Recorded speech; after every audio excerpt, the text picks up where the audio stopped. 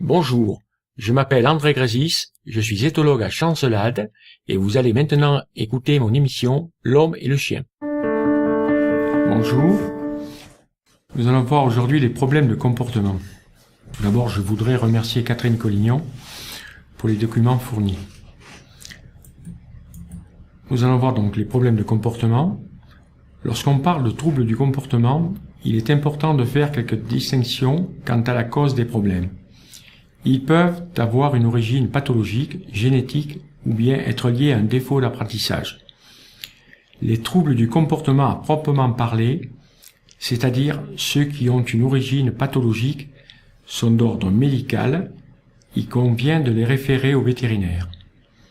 En revanche, les troubles du comportement ou les comportements qui posent problème peuvent avoir une origine génétique associée à un mauvais apprentissage, à un manque d'apprentissage ou à un traumatisme. Mais ils peuvent aussi avoir un rapport direct avec la relation entre le maître et le chien.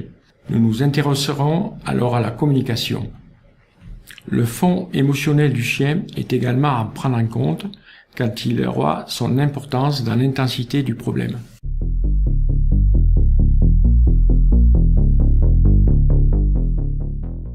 André Grésis, bonjour. Bonjour. Donc, tu vas nous parler des chiens et de comment améliorer notre situation, nos relations avec notre chien. Alors, par exemple, si on a un chien qui est malpropre, comment on fait? Alors, le chien malpropre, deux origines, vraisemblablement. La première, on a un chien qui a besoin de faire du marquage parce qu'il a besoin de montrer qu'il est chez lui, donc il envoie des signes, mais c'est pas toujours le cas. Le cas le plus usité, c'est qu'on a un chien qui est mal dans sa peau.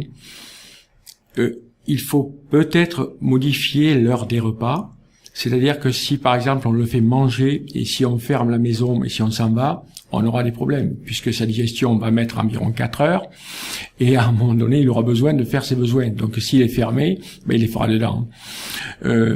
Donc il faut parfois modifier, j'ai vu le cas très récemment, modifier l'heure des repas, lui acheter un Kong pour le distraire, pour qu'il ne stresse pas. Quand on stresse, nous les humains, on a des colites, ça appuie sur les intestins, ça provoque des douleurs abdominales, chez le chien aussi. D'accord. Qu'est-ce que c'est un Kong?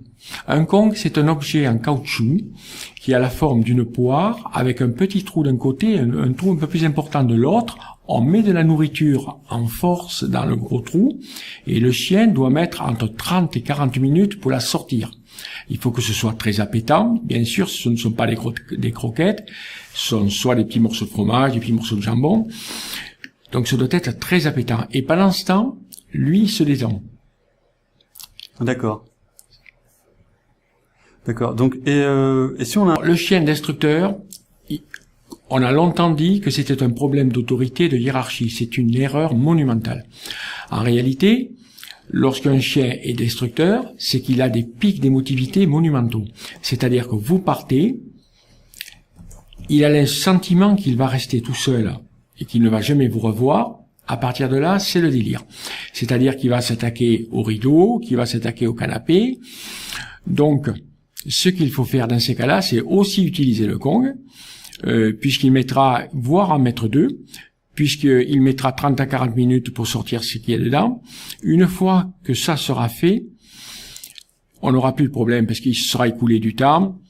Ils n'ont pas trop la notion du temps, donc et surtout éviter, au moment de partir, de ritualiser le départ en lui disant « Allez mon toutou, je vais partir pendant 2 heures, je vais revenir et tout va bien se passer. » Ça, il faut pas le faire. Ça, c'est l'équivalent du mouchoir qu'on remue sur le quai d'une gare. C'est d'une tristesse pour lui terrible, donc on ne le fait pas. D'accord. Et sans doute peut-être un des problèmes les plus contraignants, on va dire, un chien agressif. Comment on peut faire? Alors, l'agressivité chez le chien, il faut déterminer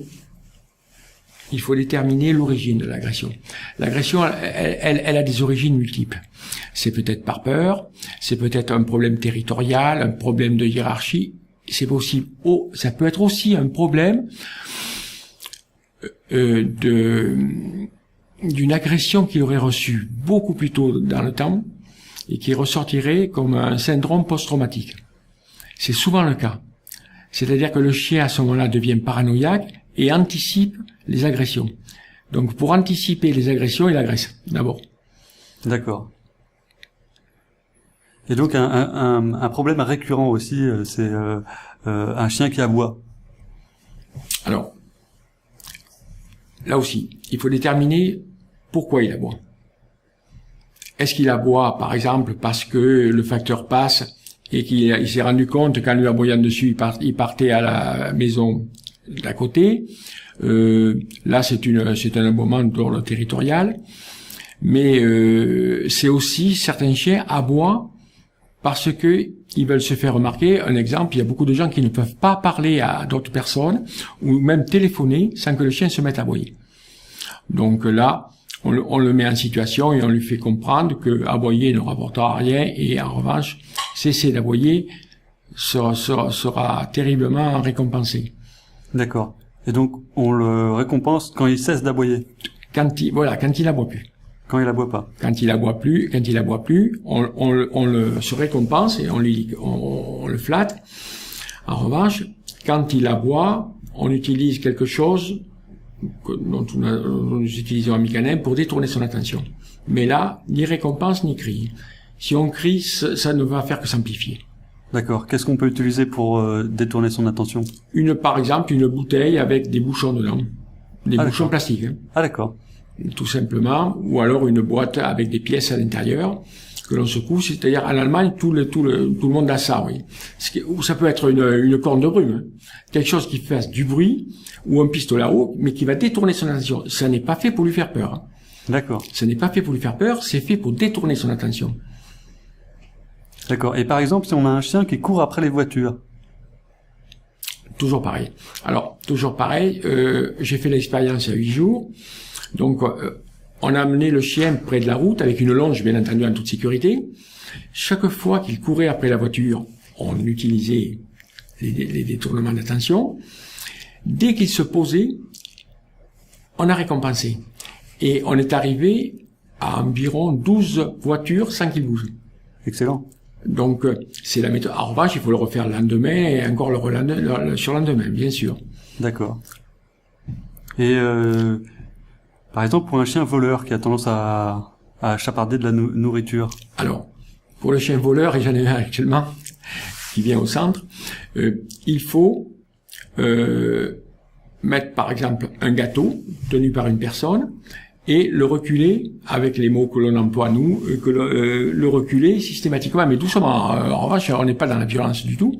Et ensuite, quand ceci est fait, il a très bien compris, on le fait passer au milieu d'obstacles avec de la charcuterie.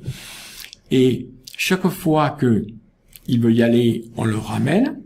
Dès qu'il s'arrête, on le récompense avec la même chose qu'il y aurait eu dans l'assiette, sur son parcours. Et petit à petit, il arrive à faire le parcours complet, sans se détourner, sans aller vers les assiettes. Celui dont je vous parle ouvre les placards, ouvre les sacs et va piquer dedans. D'accord. D'accord. Et pour un chien qui refuse d'obtempérer? On est toujours sur la même méthode, c'est-à-dire que s'il refuse d'obtempérer, c'est qu'il n'a pas de limite, il n'y a pas de communication. Donc, toujours pareil, on lui apprend, comme pour les enfants autistes avec la méthode ABA, que si il fait ce à quoi on s'attend, il va être récompensé. S'il fait le contraire, il se passera rien du tout. Mais il ne sera pas grondé, il ne sera pas battu. C'est la méthode utilisée en 1930 avec des pigeons que faisait le psychologue Skinner et qui a créé ensuite le comportementalisme. D'accord. Et si on a un chien qui part courir après les moutons, par exemple, comment on peut faire pour l'en empêcher? Comme pour la voiture. Comme pour la voiture, c'est-à-dire que toutes les races de chiens généralement ne courent pas après les moutons, mais ceux qui le font et qui n'en ont pas la qualité, c'est-à-dire ne pas mettre la panique parmi le mini troupeau, il faut lui faire comprendre qu'on ne démarre pas. Donc ça va être de la confrontation avec les animaux. Si il y va, on va le ramener. Si il passe devant, On peut le faire d'ailleurs au clicker training, mais s'il passe devant et s'il se tient tranquille, là, il va être terriblement récompensé. D'accord. Et qu'est-ce que le clicker training? Alors, le clicker training, c'est un petit boîtier avec une lame de métal donc on fait claquer cette lame de métal quand on considère que le chien a fait ce qu'on attendait qu'il fasse. C'est-à-dire que dans le cas d'espèce, on passe devant le troupeau, il a envie d'y aller, on le ramène, on peut même l'arroser, on le ramène. En revanche, il passe devant le troupeau et il n'y va pas, on clique immédiatement et on le récompense. D'accord. Il faut qu'il sache, lui, très clairement, que telle action amène une récompense, telle autre action ne ramènera rien. D'accord. Mais jamais battu. Très bien. Donc, merci beaucoup pour ces explications. Merci à vous. Est-ce que j'ai fait le tour à peu près des questions les principales? Oui, ce sont pratiquement les problèmes que l'on rencontre le plus souvent. D'accord. D'accord, on va s'arrêter là. Alors, merci beaucoup. Merci à vous. Au revoir. Au revoir.